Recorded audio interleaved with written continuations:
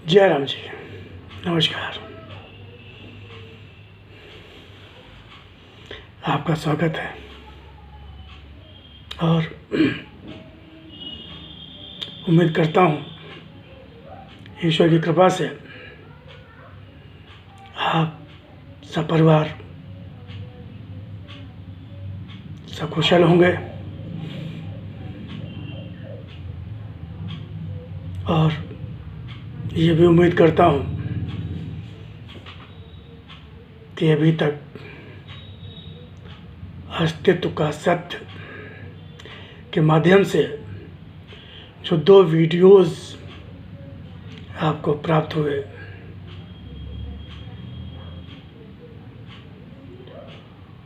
वो आपको मन को शांति देने वाले लगे होंगे। उद्देश्य यही है कि हम सब जीवन में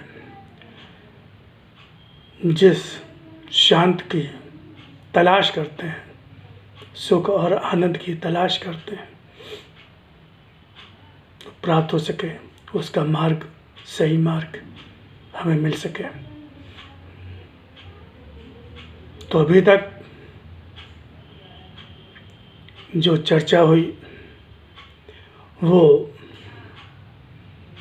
भगवान के बारे में कि भगवान क्या है, थोड़ा सा उनके रूप का वर्णन किया। भगवान संपूर्ण सत्य रूप, निराकार सत्य रूप, साकार भी है, निराकार भी है और हम कहीं भी, किसी भी समय, किसी भी स्थिति, किसी भी परिस्थिति में उससे अलग नहीं है, उससे घिरे हुए हैं। क्योंकि धरती भगवान का ही रूप है, वायु, प्रकाश, अग्नि, जल, आकाश, ये सब भगवान के ही रूप हैं और इन भगवान के इन रूपों से हम हर क्षण घिरे हुए हैं, अंदर से और बाहर से भी। तो भक्त की दृष्टि यही होती है कि हम हर क्षण, हर पल भगवान के सानिध्य में ही हैं, भगवान के साथ में ही हैं। भगवान हर क्षण हमारे साथ है, उसको पाने कहीं जाना नहीं, उसको मांगना नहीं, क्योंकि वो तो है। अज्ञान का पर्दा है, जीव भाव है, जिसके कारण भगवान हमसे दूर प्रतीत होता है। हम उसे मंदिरों में खोजते हैं, तीर्थ स्थानों में खोजते हैं, लेकिन भगवान तो सबसे निकट है, उससे निकट तो कुछ हो ही नहीं सकता। भगवान पूर्ण सत्य और संसार असत्य। तो भगवान को पाना है तो हमें भगवान के सत्य रूप को समझना होगा, पहचानना होगा और उसको जानना होगा। सत्य को स्वीकारना होगा, असत्य को अस्वीकार करना होगा। अब सत्य क्या, असत्य क्या? क्या असत्य मात्र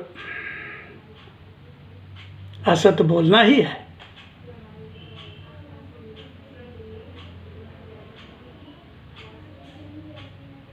अगर मन में भी हम कुछ ऐसा सोच लेते हैं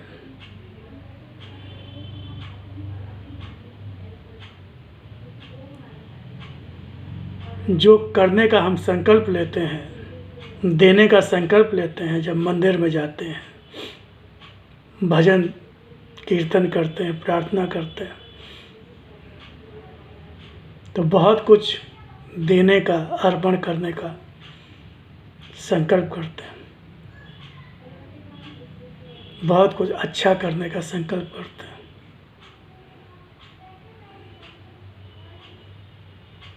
लेकिन समय के साथ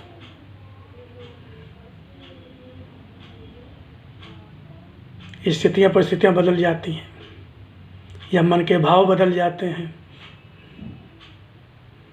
भूल जाते हैं, या भूलने का नाटक करते हैं, पाखंड करते हैं, तो वो भी तो असत्य है। भगवान देखता है तुमने मन में क्या कहा, क्या संकल्प लिया था, क्या अर्पण करने की बात कही थी।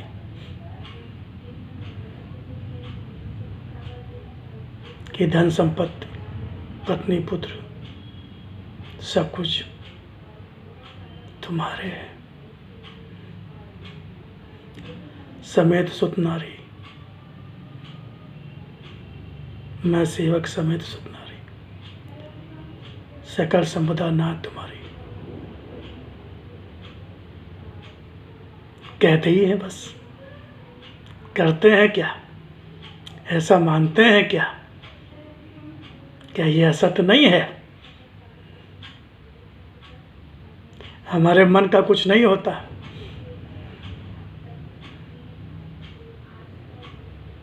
तो हम दुखी हो जाते हैं, भगवान से शिकायत करते हैं, ऐसा क्यों हुआ,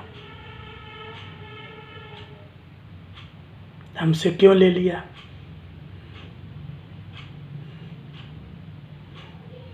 जब आपने कहा नाथ सकल संपदा तुम्हारी, मैं सेवक समेत सुत नारी, तो जब सकल संपदा आपने कह दिया कि भगवान की है, तो फिर उसमें हमारा क्या रहा। अगर हमारा मानते हैं तो पाखंड किया क्या। हम तो जैसे आम आदमी को, लोगों को समझते हैं कि कुछ भी कह दो, अरे सब आप ही का है, सब आपका है। लेकिन अगर वो कुछ मांगते हैं तो कहते हैं अरे ये तो बड़ा मुश्किल है, वो तो कह दिया था। लेकिन भगवान के साथ ऐसा नहीं चलेगा।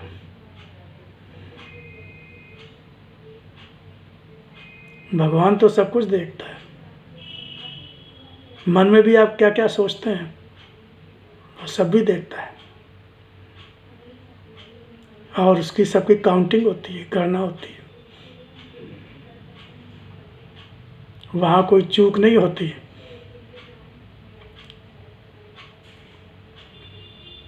उसका भगवान की दृष्टि में वो अपराध है। मन वचन कर्म से सत्य रहना होगा। अगर भगवान की भक्ति करना चाहते हैं तो ज़्यादा जिम्मेदारी हो जाती है, ज़्यादा बड़ा कर्तव्य हो जाता है सत्य के प्रति, धर्म के प्रति।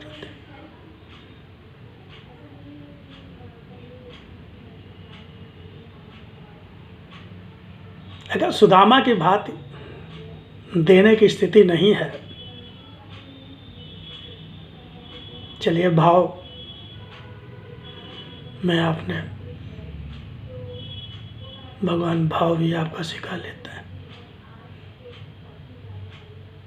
लेकिन देने की स्थिति है, करने की स्थिति है, और आपने कहा भी है, प्रार्थना में कहा है, मंदिर में जाकर कहा है, मन में जब कोई पीड़ित हुए, परेशान हुए, दुखी हुए, तो भगवान से प्रार्थना की भगवान ठीक हो जाए, स्थिति सही हो जाए, अब हम ऐसा नहीं करेंगे, या हम ये करेंगे, ठीक हो गए, स्थितियाँ सही हो गई, थोड़ा बहुत किया, नहीं किया, भूल गए, तो भगवान तो सब याद रखता है, ध्यान रखता है, वो भूलता नहीं। तो सत्य असत्य संसार, सत्य परमात्मा। सत्य आपके मन के वो भाव जो परमात्मा को समर्पित है, वो इच्छाएं जो ईश्वर को समर्पित है। और जब सत्य से आप एक रूप हो जाएंगे, सत्य को समर्पित हो जाएंगे, अपनी सारी इच्छाएं, अपनी कामनाएं सब ईश्वर को समर्पित कर देंगे, अपने जीवन को ईश्वर के चरणों में समर्पित कर देंगे, तो जब सब कुछ समर्पित ही कर दिया, समर्पित कर दिया, वाकई वास्तव में समर्पित यानी दे देना। यही भक्त का सबसे बड़ा धर्म होता है। अगर भक्ति करनी है तो समर्पण करना होगा, सत्य को स्वीकारना होगा, असत्य का स्वीकार करना होगा। सूक्ष्म रूप मन से, संसार से आसक्ति, माया मोह। स्थूल रूप में तो भौतिक रूप में भगवान ने परिवार छोड़ने के लिए नहीं कहा, संसार छोड़ने के लिए नहीं कहा, नौकरी व्यापार छोड़ने के लिए नहीं कहा, रुपया पैसा छोड़ने के लिए नहीं कहा, आसक्ति मोह छोड़ने के लिए कहा। काम क्रोध लोभ मोह, आसक्ति ईर्ष्या द्वेष, ये जो वृत्तियां हैं, कुंठाएं हैं, उनको छोड़ने के लिए कहा। इनसे विरक्त होइए, मन से त्याग करिए, स्थूल त्याग नहीं। प्रकृति का प्रवाह है, आना जाना, आ रहा है जा रहा है, उसमें हम व्यवधान डालने वाले कौन है? जो मिल रहा है उसको स्वीकार कीजिए, जो नहीं मिल रहा उसका किसी कोई शिकायत मत करिए, कोई दुख मत मनाइए। पत्नी पुत्र परिवार पद प्रतिष्ठा पैसा सब मिला है हमारे कर्मानुसार, ईश्वर का निर्णय है, स्वीकार करिए, उनकी सेवा करिए, ईश्वर का मान के, ईश्वर का मान के सेवा करिए। उनके प्रति जो धर्म है, जो कर्तव्य है, उसका निर्वाह करिए। भगवान की दी हुई संपदा के माध्यम से, जो भी उसने धन दौलत दिया है, जो भी बुद्धि विवेक दिया है, शारीरिक क्षमता दी है, शारीरिक शक्ति दी है, स्थितियाँ परिस्थितियाँ जो भगवान ने दी, उनका सदुपयोग करते हुए, भगवान को ही अर्पण करते हुए,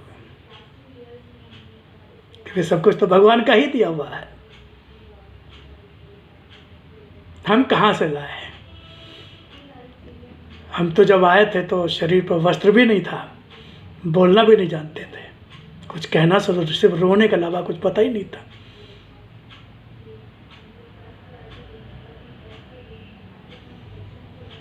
तो हमारे तो हम सब जमीन पर पृथ्वी पर आए, माँ के गर्भ से बाहर आए, तो उसने खाने की व्यवस्था पहले कर दी, माँ के स्तनों में दूध दे दिया,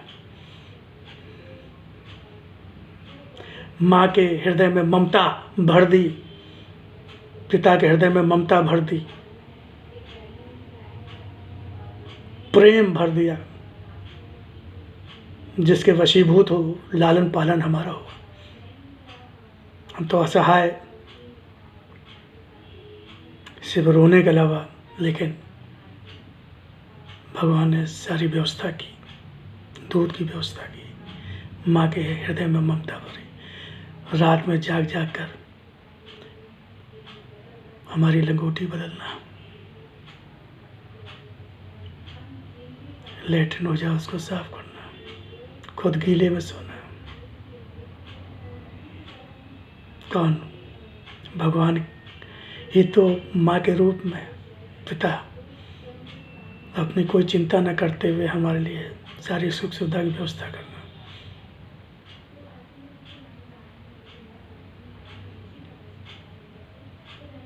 सब कुछ भगवान का दिया हुआ है, यही सत्य है।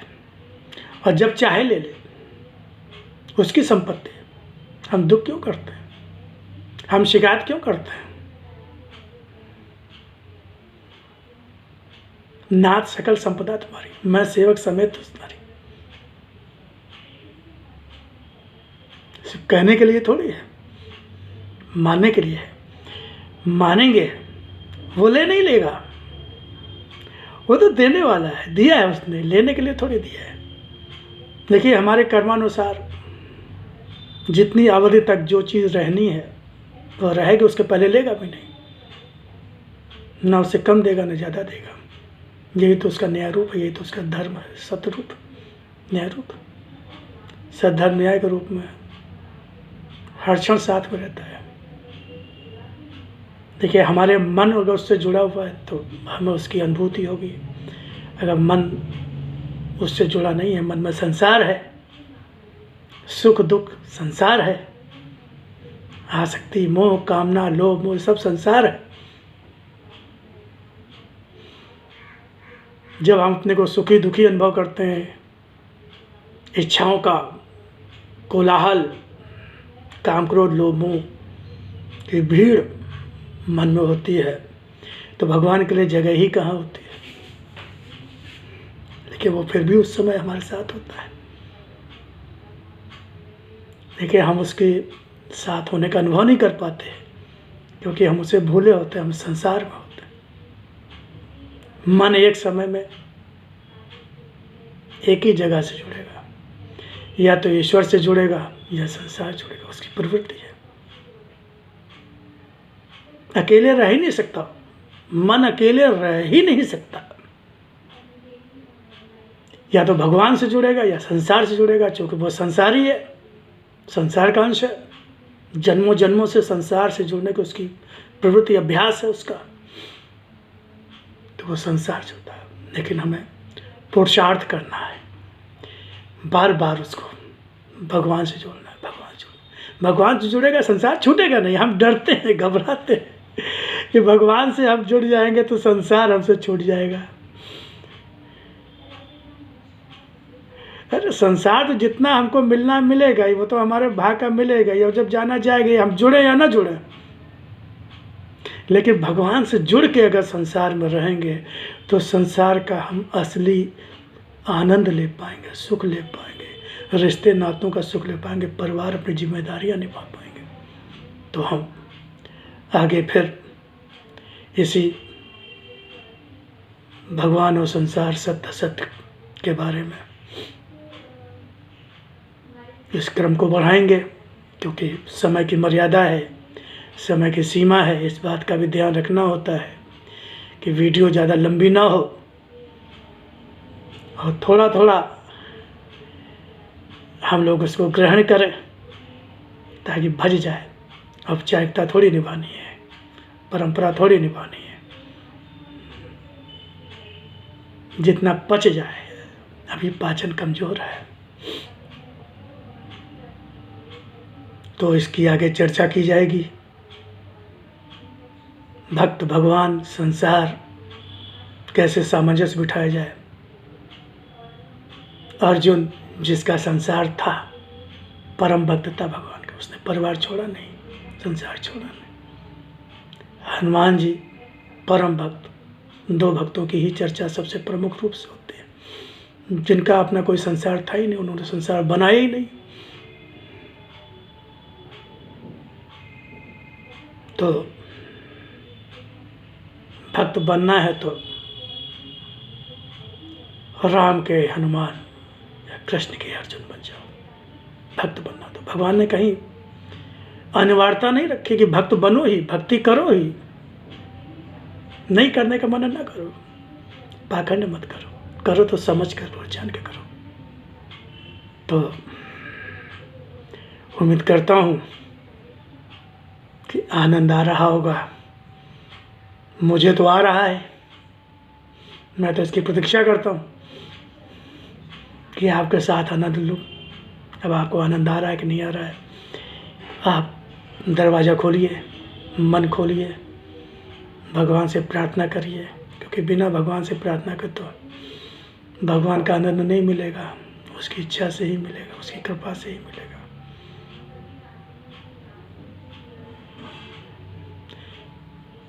बिनु हरि कृपा मिल ही नहीं सकता, बिनु सत्संग विवेक न होई। ठीक है, फिर 2 या 3 दिन बाद, 4 दिन बाद पुनः आपसे मुलाकात होती है, आपके दर्शन होते हैं अदृश्य में, मन में। जय राम जी की जय श्री राम।